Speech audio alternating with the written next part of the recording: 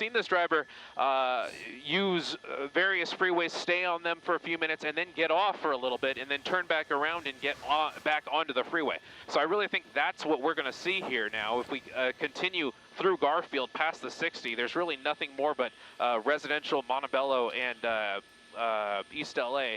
But there we go. We went under the bridge, and one of the CHP units is really close behind him, and there you have it, the quick speed. All of a sudden, this driver picking up speed going eastbound now. On the 210, you have a lot of long straightaways that just go for miles and miles, and the 60 freeway, a little bit of an older freeway that kind of curves left and right, and I would think that, you know, any smart driver would think to make those curves safely and get around other traffic, you might want to let off the gas just a little bit, and I think that's what we're seeing here with this driver.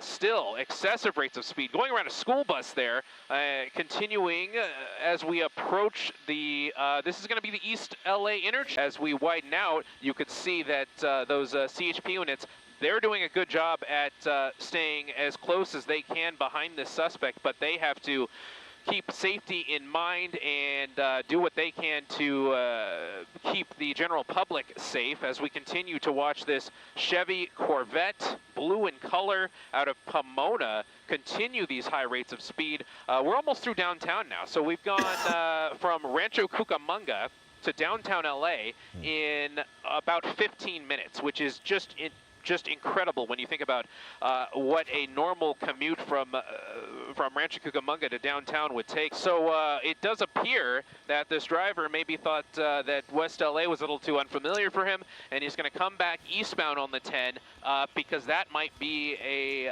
part of town that this guy's more familiar with. And now that he's back on the freeway, we'll probably see those high rates of speed, those triple digits. But now you have to wonder, this guy's hopped a couple of gore points. There's got to be a little bit of damage to that vehicle now, and it might not be driving as well as it used to drive. So I don't know if we're going to see quite as high speeds as we saw earlier in this pursuit, but we're still seeing erratic driving. Pomona police tried to pull him over, or her, the driver, and the driver took off in this blue Corvette Z06, top speed 205 miles an hour. Now, my question, and I think our car guy Dave Coons would be able to tell this, a lot of vehicles that may be high performance, Michelle, they have governors on them. As I say that, there it goes.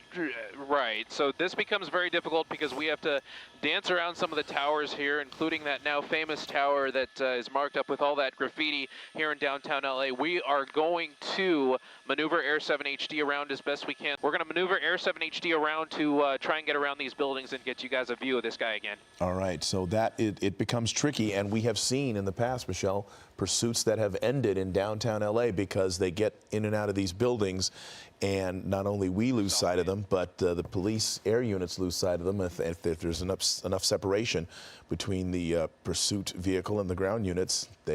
They can get away. And maybe this was the driver's goal or plan, was to make it to downtown Los Angeles, where he or she figured they would have a little bit more cover under the buildings, be able to weave in and out to, you know, evade police. I'm sure is the goal at this point. There in downtown Los Angeles. Last we saw, it was going north on Hill Street. Right. Yeah.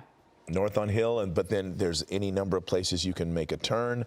It looks like the law enforcement helicopter is trying to find this driver as well. We don't see tight orbits right now, which means that we're not sure if they have a good fix on the driver.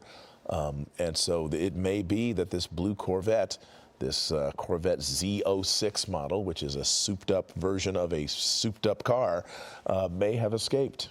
And that is kind of a tactic that has worked in the past. They get into downtown LA, they maybe go into a parking garage, and they're gone.